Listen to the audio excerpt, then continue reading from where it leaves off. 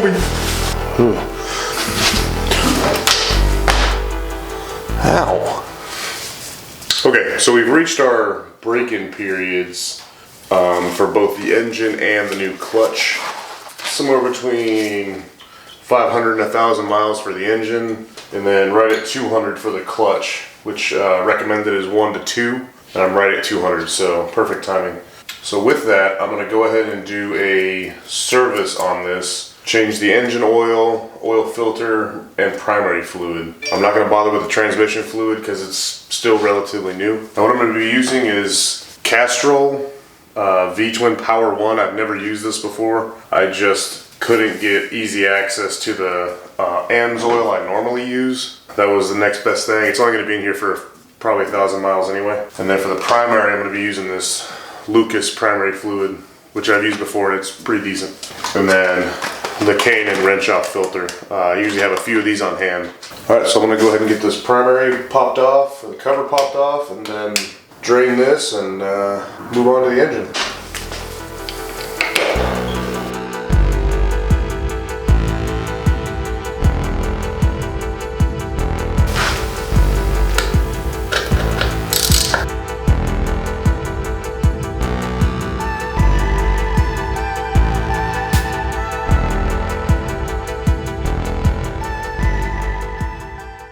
So that's done draining. Everything looks fine. There's a little bit of metal particles in here, but the manual said that's fine. It's just the break-in period. That's the main reason you want to change the fluids after, you know, a couple hundred miles. So I'm going to go ahead and put the drain plug back in, new PTFE tape and O-ring, and then put a new quart of oil in.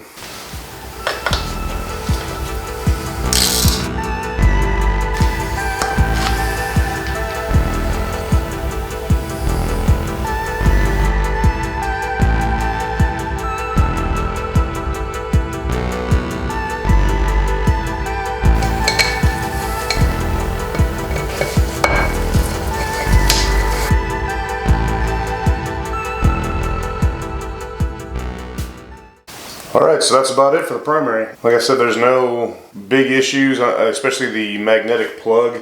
Didn't have any metal on it, so I'd say everything's going great with the new clutch. During the break-in period, it does say that it's going to slip a lot. It did, but now, after, you know, the 100 miles or so, it did go away. But the first 100 miles it did feel like something was wrong, but it says it's totally normal, so it's cool with me. Alright, so now I'm going to go ahead and do the engine oil. Make sure there's nothing crazy going on in there. Okay, so now we're gonna go ahead and get up under here, drain the engine oil. I am interested to see what exactly is gonna come out of here. Should be nothing crazy, but I am gonna get into the oil filter a little bit and maybe cut it open and see what's going on in there specifically, just to make sure there's nothing as far as metal pieces or anything that shouldn't be in there. Let's go ahead and get this drain plug out, and then I'm gonna pop the oil filter out and let it all drain, then new filter, plug back in, new fluids, we're done.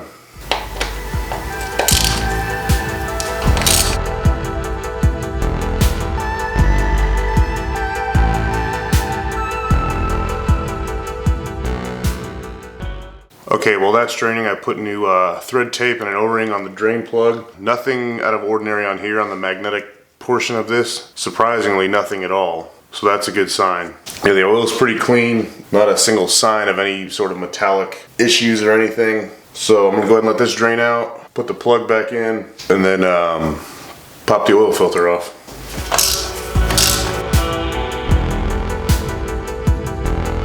So all the fluids are drained.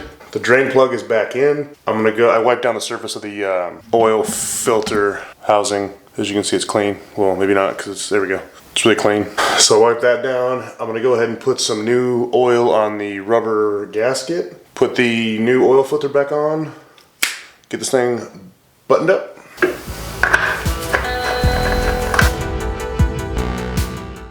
And no, I don't over tighten my oil filter. I just use a ratchet because my hands are big and I can't get in there.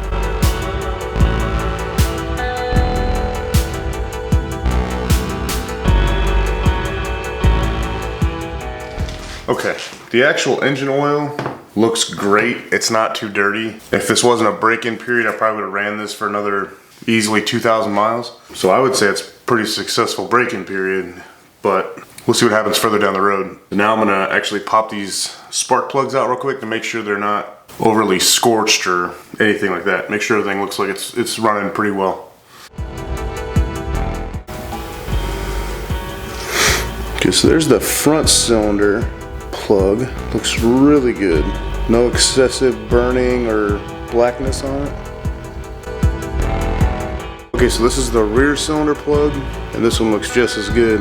Again, about 1,000 miles on these, so they shouldn't have any excessive wear or scorching, but yeah, these look pretty good.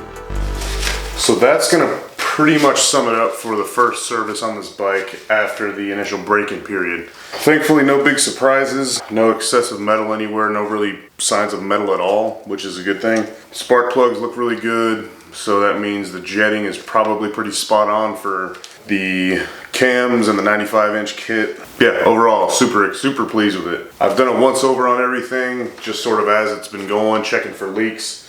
The only leak that I've found was on the rear piston pushrod cover. There was a leak, but all I did was pop the cover off, or the little locking tab, I popped that off, reset the O-ring in the head, the bottom of the head. Haven't had an issue since. Other than that, nothing.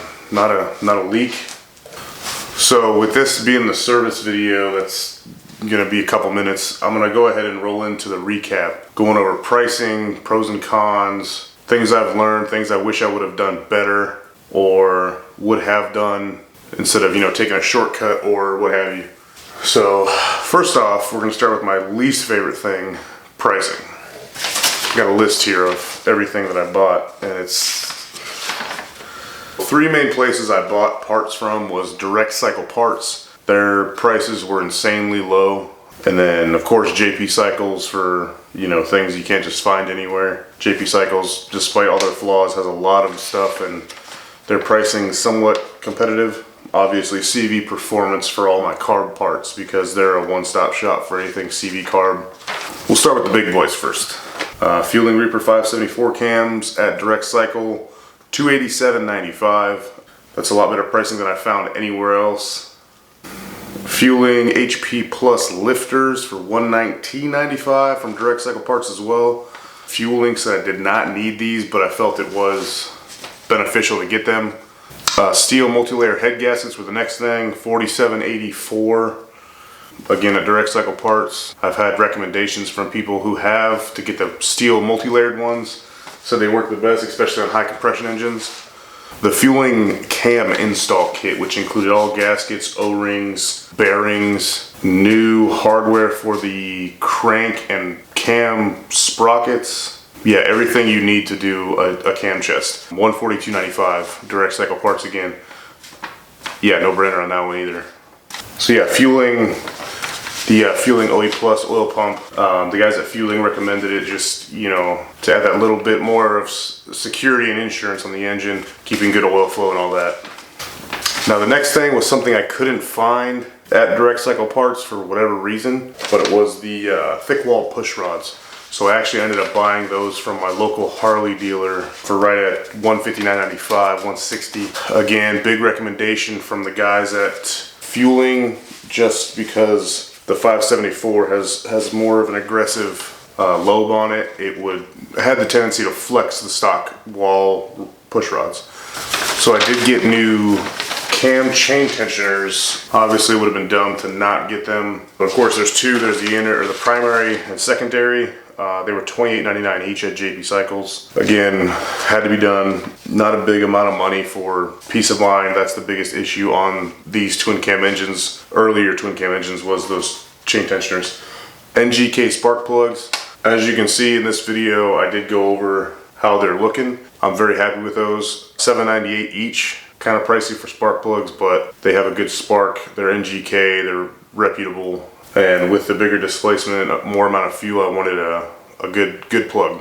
Rocker cover gasket set, which was a big thing I needed because this rear cylinder one was leaking. So I got a kind of expensive one just because I didn't want this to have to leak anymore or have the chance to leak anymore. So $29.66 at JP Cycles. Well worth it, just, you know, again, peace of mind.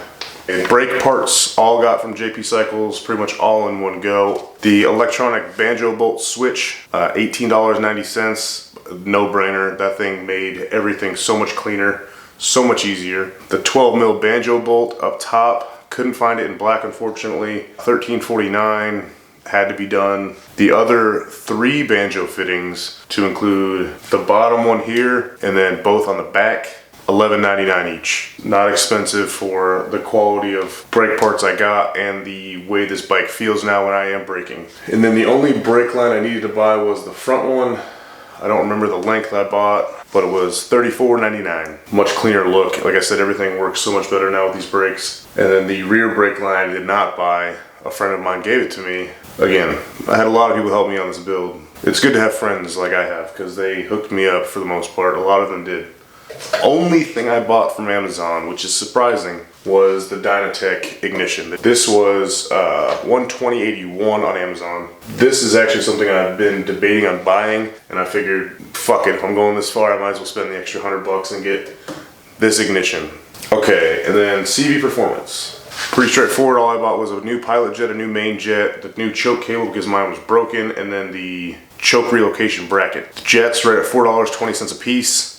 Choke cable, $17.95. Choke relocation bracket, $18.95. So I had already bought a rebuild kit for this a while ago and done a rebuild on it. So all I needed were the jets.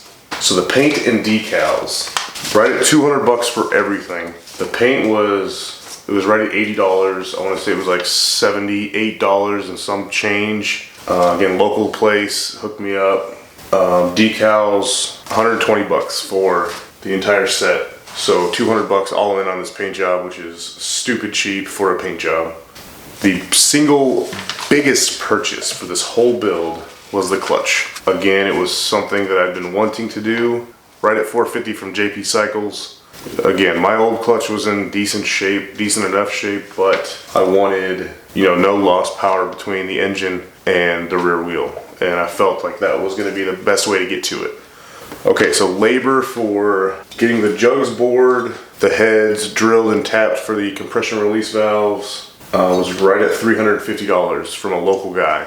They should have been a whole lot cheaper, but he did have to extract an exhaust stud out of my front head, as you saw in that video, and that was an extra $120. I think he charged me for that for 2 hours of labor, which he honestly should have called and asked me about before just going ahead and doing it. Whatever, it's in the past. And then I included about $100 for random gaskets here and there. Things like the, $5 oil or petcock filter, fuel hoses, random shit like that. I just sort of rounded up to $100. All right, and the last big item I bought were the actual 95-inch pistons. Again, the KB Performance Hyper Eutectic 95-inch piston kit, $207.42 at Direct Cycle Parts. So that puts me at a grand total. Again, this is all estimation. It's gonna be pretty close because I looked at all my orders, right at $26.35 for everything. So yeah, $2,600 is about a grand cheaper than just a big bore and cam kit from S&S. I mean, come on. I did everything myself, so I saved a lot of money on labor, especially dealing with Harley. I basically got a brand new bike for $2,600. Looks completely different, looks a whole lot better, runs a whole lot better, a lot more power. I just wish it had a fucking 6-speed, but Baker transmissions are expensive as hell. So yeah, I think that's an amount of money I can live with, and it was over the course of about 3 months, so it wasn't anything that I had to pay up front like buying a kit. Okay, now pros and cons of what I've done. Pros, obviously, this thing goes like a fucking banshee now. I have peace of mind with the engine, with everything I've done for the most part, especially the clutch. The brakes work a whole lot better now.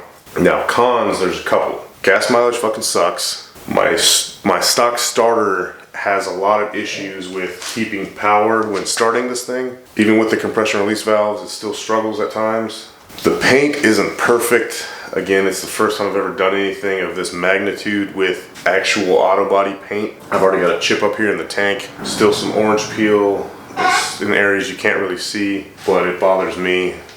It is what it is. I guess that's about it for the cons. This thing's fucking fun to ride, so that's a big pro. I guess another pro would be the amount of money I saved doing this myself, and the amount of knowledge I gained is, you know, invaluable. Okay, now things I wish I would have done differently. I wish I would have bought a new starter for sure. One of the higher rated ones, what is it, 1.6, 1.8 kilowatts instead of the stock 1.2 or 1.4 I think it is. I do wish I would have taken some time and cleaned up some of the wiring up under the fairing while I had it all apart, but I was too focused on, you know, tunnel vision on the engine, but that definitely needs cleaned up. The paint, I wish I would have done more practice with the paint instead of just kind of jumping right in. What else? Oh, I wish I would have done the engine mounts too while I had this thing apart. Yeah, overall, super pleased with this bike. Can't wait to actually start ripping on it now that it's broke in. Yeah, we'll see what the future holds for this thing. That's going to be about the end for the Dyna for now. Thanks for tagging along for the whole thing. It's been a hell of a journey. I've learned a lot. Next project is coming up, and it's going to be, again, totally different than this, but it's going to be a fun one as well. So yeah, as always, thanks for coming by. Like, comment, share, subscribe. Yeah, let me know what you guys think of this bike now that it's pretty much done. I've gotten good feedback from people I ride with. They all like it. Let me know what you think. Got any suggestions on what I should do next? Let me know. Other than a Baker 6-speed, that's no. See you guys Thursday, 6:30. See you.